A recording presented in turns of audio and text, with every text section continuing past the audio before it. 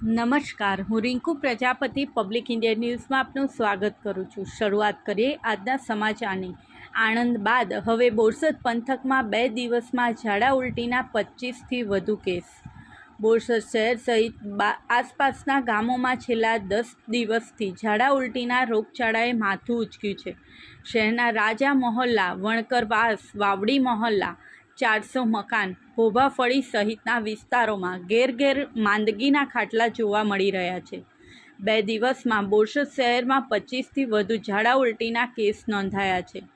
ઝાડા ઉલટીના રોગચાળાને લઈને શહેરની સરકારી અને ખાનગી હોસ્પિટલોને મહોલ્લા ક્લિનિક ઉભરાઈ રહ્યા છે, પરંતુ ગંભીર રોગચાળો હોવા છતાંય પાલિકા તંત્ર જાણે નિંદ્રાધીન હાલતમાં હોય તેમ લાગી રહ્યું છે। શહેરમાં ઠેર ઠેર કચરાના ઢગ અને પાણીનું ક્લોરિનેશન પણ કરવામાં આવતું નથી, જેને લઈ રોગચાળો વધુ વકરે તેવી ભીતિ સેવાઈ રહી છે। બોરસદમાં છેલ્લા 10 દિવસથી ઝાડા ઉલટીના કેસો સામે આવી રહ્યા છે, જેમાં છેલ્લા 2 દિવસમાં 25થી વધુ ઝાડા ઉલટીના કેસ સામે આવ્યા છે।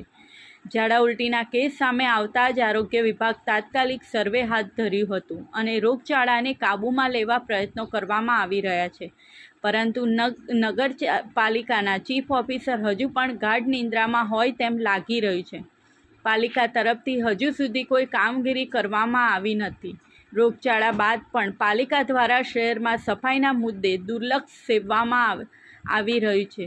શહેરમાં ઠેર ઠેર કચરાના ઢગ ખડકાયેલા જોવા મળી રહ્યા છે, તેમજ કેટલીક જગ્યાએ પીવાના પાણીમાં દૂષિત પાણી આવતું હોવાની ફરિયાદો હોવા છતાંય પાલિકા દ્વારા હજુ સુધી આ મામલે પણ કાર્યવાહી કરવામાં આવેલ નથી, જેને લઈ રોગચાળો વધુ વકરે તેવી સ્થિતિ જોવા મળી રહી છે।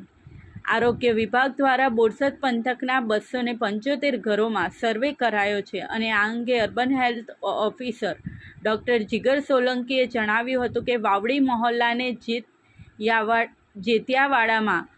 જેતિયાવાડમાં સોમવારે આરોગ્ય વિભાગની ટીમ દ્વારા ઝાડા ઉલટીના રોગચાળાને લઈ સર્વે કરવામાં આવ્યો હતો, જેમાં 275 ઘરોમાં 1316 વ્યક્તિને આવરી લેવામાં આવ્યા હતા, તેમજ પાલિકા દ્વારા આપવામાં આવતા પાણીના 23 સેમ્પલ લઈ ક્લોરિનેશન ટેસ્ટ કરવામાં આવ્યા હતા, જે તમામ નેગેટિવ આવેલ છે અને હાલ પણ પાલિકા દ્વારા પીવાના પાણીમાં ક્લોરિનેશન કરવામાં આવતું નથી તેમ જણાઈ આવે છે, જેને લઈ આજે પાલિકાને બીજી વખત નોટિસ આપી છે। આ સાથે આજના સમાચારને સમાપ્ત કરીએ છીએ।